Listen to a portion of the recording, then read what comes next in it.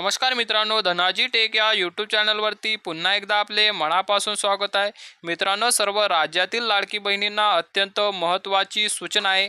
मित्रांनो, ज्या लाडकी बहिणींनी आतापर्यंत अर्ज भरले नाही अशांना येथे राज्य शासनाने मोठा धक्का दिलेला आहे। तर मित्रांनो, हा नेमका धक्का कशाचा आहे आजच्या व्हिडिओच्या माध्यमातून सविस्तर माहिती जाणून घेऊया। त्याआधी मित्रांनो, या व्हिडिओवरती पहिल्यांदा आला असाल तर आता चॅनलला सबस्क्राइब करून ठेवा। तर चला बघूया नेमकी काय आहे ती माहिती।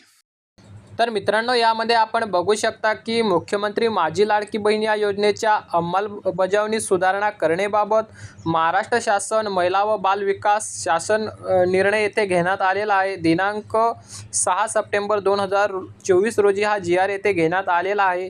तर मित्रांनो, यामध्ये माहिती काय दिलेली आहे आपण सविस्तर येथे वाचूया। तर यामध्ये शासन निर्णय तुम्ही बघू शकता। दिनांक 2/9/2024 अन्वये मुख्यमंत्री माझी लाडकी बहीण या योजनेअंतर्गत राज्यातील सर्व महिला लाभार्थ्यांना माहे सप्टेंबर 2024 मध्ये या योजनेअंतर्गत नोंदणी सुरू ठेवण्यास मान्यता देण्यात आली आहे।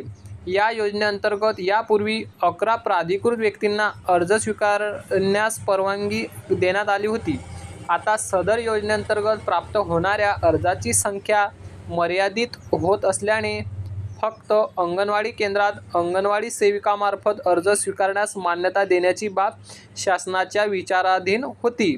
तर यामध्ये शासन निर्णय तुम्ही निर्गमित पाहू शकता। मुख्यमंत्री माझी लाडकी बहीण या योजनेअंतर्गत राज्यातील सर्व महिला लाभार्थ्यांना सप्टेंबर 2024 मध्ये या योजनेअंतर्गत नोंदणी सुरू ठेवण्यास संदर्भाधीन 2/9/2024 रोजी शासन निर्णयान्वये मान्यता देण्यात आली आहे।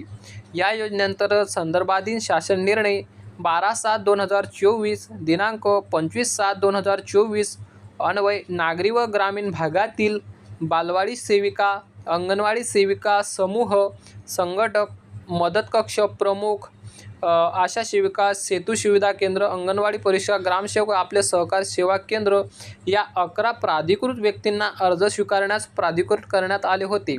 आता या शासन निर्णयान्वये अंगणवाडी सेविका व्यतिरिक्त इतर सर्व प्राधिकृत व्यक्तींना अर्ज स्वीकृतीचे देण्यात आलेले अधिकार रद्द करण्यात येत आहे। सबब या शासन निर्णयाच्या दिनांकापासून फक्त अंगणवाडी केंद्रात अंगणवाडी सेविकामार्फत अर्ज स्वीकारण्यास मान्यता देण्यात येत आहे। तर मित्रांनो, तुम्ही अशा पद्धतीने येथे बघू शकता की येथे आता फक्त अंगणवाडी सेविकांना येथे अर्ज स्वीकारण्यासाठी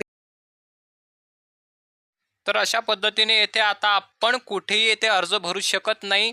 आता कुठेही ऑनलाईन येथे अर्ज भरण्याची सुविधा झाली आहे बंद।